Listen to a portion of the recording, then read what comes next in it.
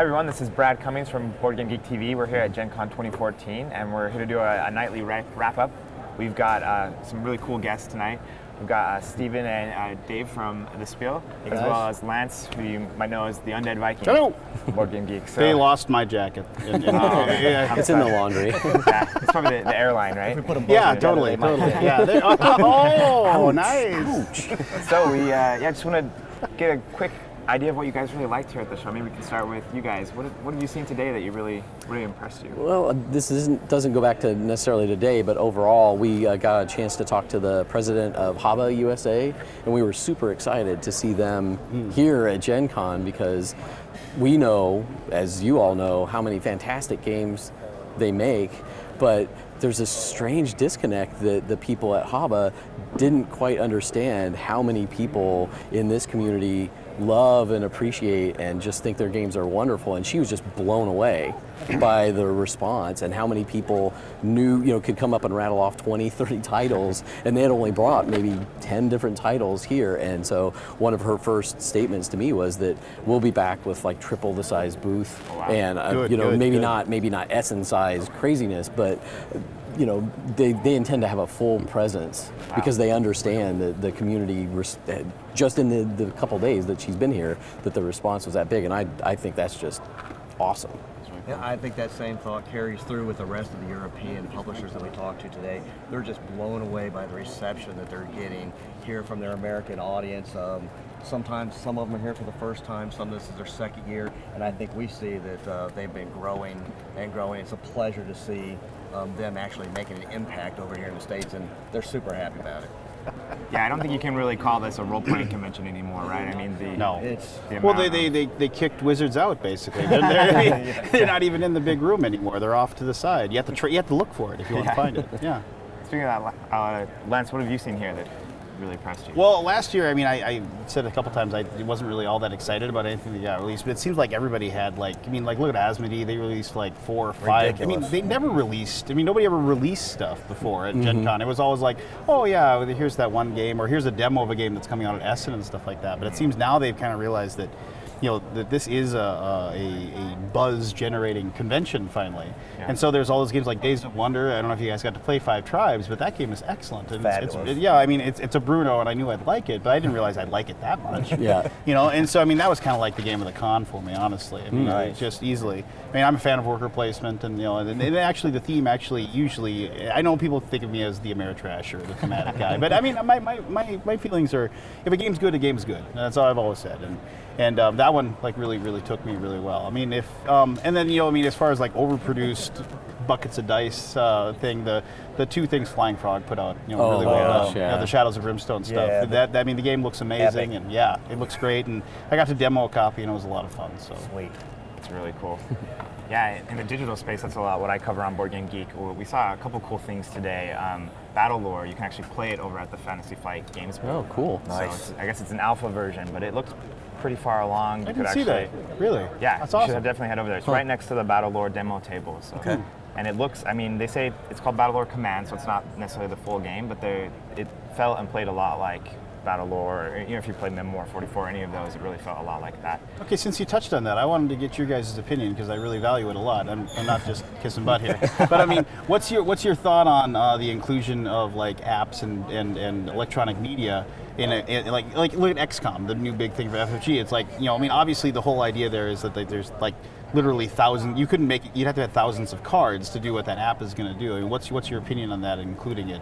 I think they feed each other. I don't see them as in competition with each other. I think that you can appeal to maybe the electronic game appeals to a certain slice of the audience, and the analog appeals to another. But you get crosstalk between those versions that you end up pulling people from the electronic into the realm of the cardboard, and I think vice versa.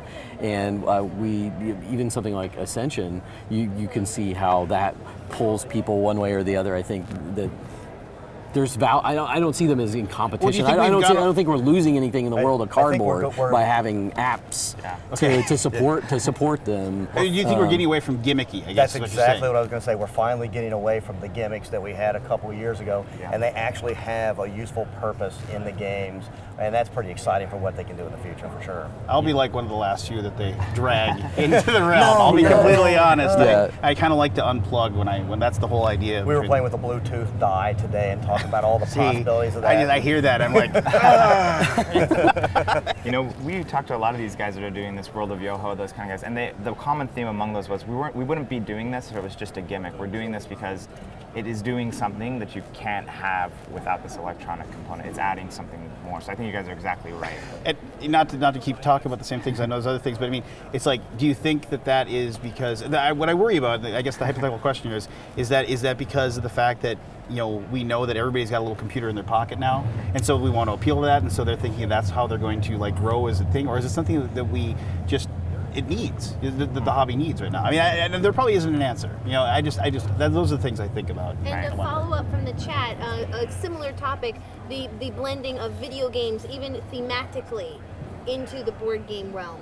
Not just technology, but just like porting over, like the Cascade one from Z-Man. Kemble's Cascade, which is an excellent game. It's an excellent game. Yeah, Boss So Monster. I guess I'll repeat that real quick. A question from the chat is, how do we feel about board game or video game themes entering board games? Not necessarily digital components, but like Kimball's Cascade, is that right? That kind of game that's based on kind of a classic video game. Well, look at The Witcher. I mean, like that was a book that was a computer game that I liked both of those, and now I'm going to have a board game. I'm really excited about that. They're So there you go. vibrant, huge worlds that have been around. Why should we explore them in board game form? Yeah. I think it's awesome. Where's my Morrowind game? I want a Morrowind board game. Yeah, yeah. I think as long as you're true to the original source. Yeah, I mean, if it passes that smell test, as long as you can look at it and go, yeah, it definitely fits with the theme or Not whatever. just to cash in on the quick buck, but yeah. actually like stay true to the. Yeah, exactly. There you go. I knew I liked you for a reason. Anything else from the chat before we? I just put out a request. Biggest surprise? Attention Gen Con exhibitors, the time is now 6:30. The exhibit hall will be closing in 30 minutes. That the Gen Con announcer finally got a little bit of emotion in his voice Yeah. yesterday. So what are your guys' biggest surprises here at the show so far? Oh boy. I don't know. Don't make me go first. Yeah, we haven't walked let the me floor. think. We've been stuck in the booth, so I don't. yeah.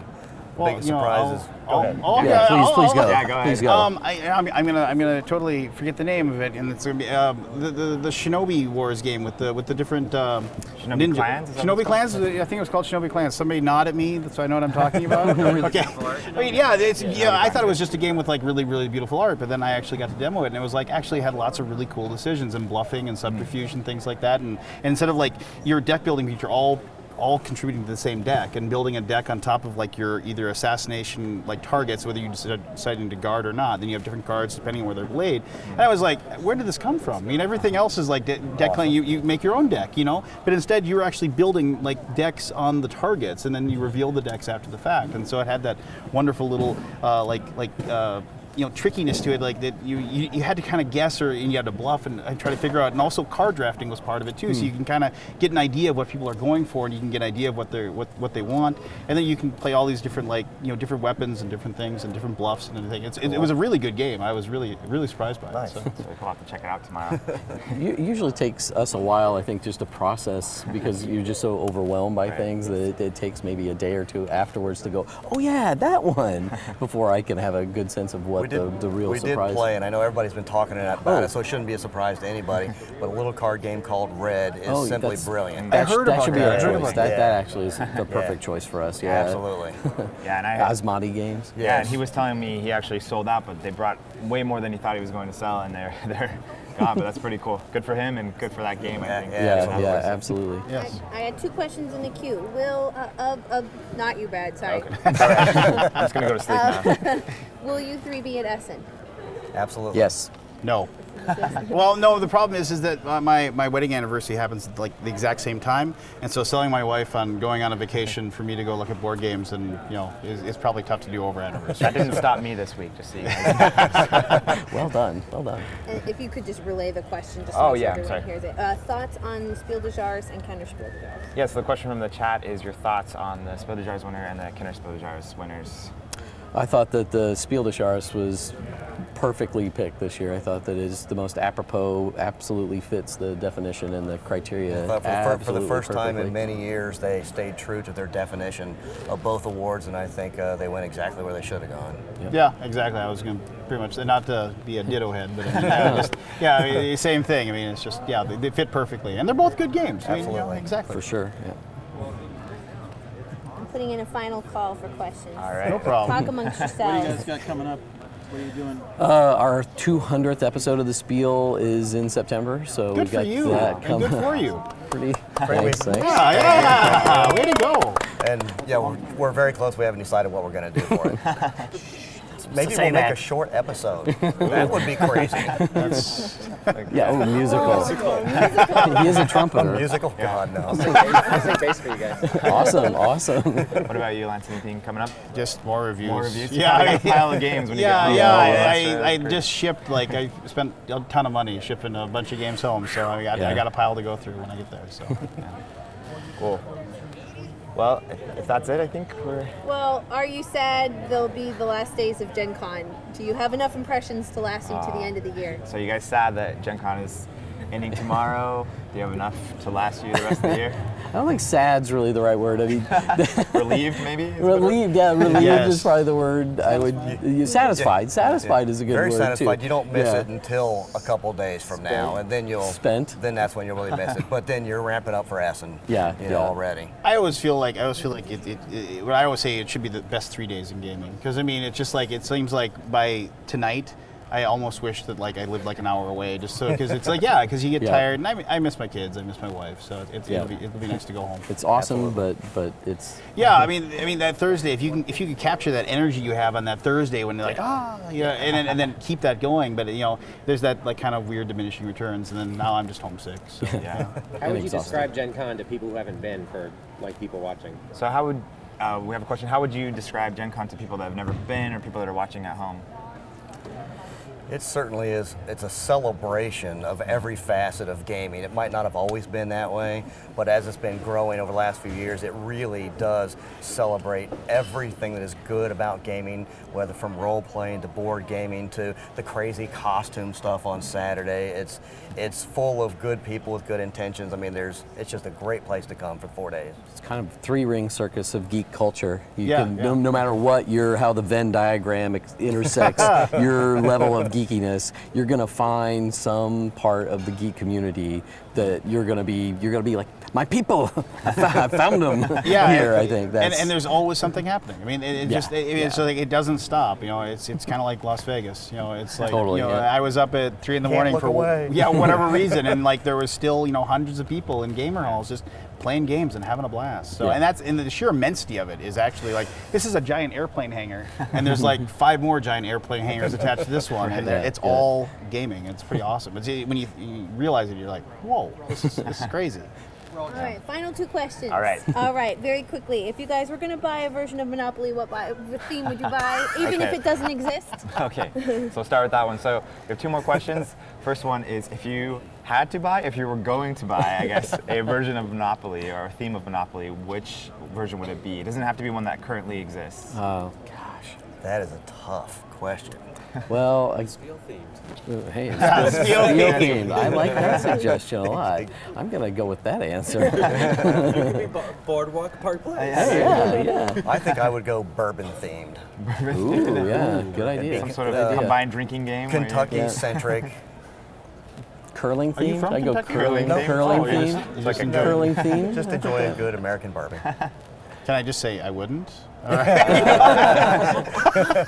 didn't want to be the guy that said that. Damn it. I mean, if you held a gun to my head, I don't know. I just ask my kids, whether because then at least I'm playing a game with my kids, and so even I could grit my teeth through it, I suppose. All right, an your evil last question. What do you think about the direction co-op games are going with hidden victory goals? Or differences in win conditions, single winners versus team winners versus partial team winners, etc. An obvious. Oh, sorry. Go ahead. Yeah. Yeah. Sorry. So how do you feel about the kind of change in co-op games we've seen this year? A really popular one, Dead of Winter, games that are co-op but have like hidden victory conditions, maybe a single winner or multiple winners based on those hidden victory conditions, maybe different types of trader mechanics. How do you feel about that kind of change? If you can pull it off as a designer without somebody burying the purpose of it, because a lot of those like secret co-op or semi co-ops as they're kind of known, right? It's like you have to rely on a lot of them have to rely on the player's ability to buy into the theme and just say, okay, I can't boil this down to the mechanisms of plus and minus, and it's like, okay, well, I'm going to do this just so that it'll give me the best chance to win, but then it doesn't really make sense to the game. Why would you drive out and drag 20 zombies back to us? So you have to have, and Dead of Winter does a really good job with that. I don't know if you guys have played it or not, but it does a very good job with that because it keeps people guessing. Because just because somebody's doing something negative doesn't necessarily mean that they're actually trying to betray you. They just have their own personal thing that they're working towards, and it's a very tricky fine line. And I don't envy a designer's ability to try to pull that off at all. It's tough. I think it's a great direction for co-ops to be going. I think it has the potential of adding a ton more of excitement into the game, even though some of them can already be tense. It's fabulous when it's tense and you're never sure about what one of your other players may be. I love it. Well, from the perspective of we've seen so many co-ops, it's kind of refreshing to have a new mechanical device to see co-ops through a different lens. It's a different way to approach the idea of co-ops because I won't say it's a stale genre by any means, but there's a lot of people sort of treading through the same paths, and this is, it's not like, it's like you said, the proof's in the pudding. It's how you actually implement those mechanics that matters, but I don't mind people playing with the genre and seeing where they can take it. And the wonderful, amazing thing about that is then as soon as you actually then get the players to be interacting, and that's part of the game, the negotiation, what's he doing over there kind of attitude. Right. The game then, the replayability goes to the roof, and the experience of the game. Right. But after you get done, that's when you keep telling the stories. I tell stories about Battlestar Galactica games that we played 5 years ago. Yeah. Because you're like, remember the time when I convinced you? And that is what makes a game special and makes a game. And Dead of Winter does that. You have stories about remember that time? When you drove the car. And, the game's the vehicle for the social interaction. There you go. It gives you a different way to. See, I think he puts it into words for me. Well, thank you guys so much. Those are really great thoughts. I think that really great to have you wrap up, and we'll have one more day of this. Sweet. One last day to see everything you want to see, and then I guess Essen, and then next year for another Gen Con. So thank you guys so much for being here, and thanks thanks everyone for for having us. watching today. Yeah, It was thanks for the opportunity. Thank you very much. Yeah, no worries. All right, see you guys later. Spiel on. Just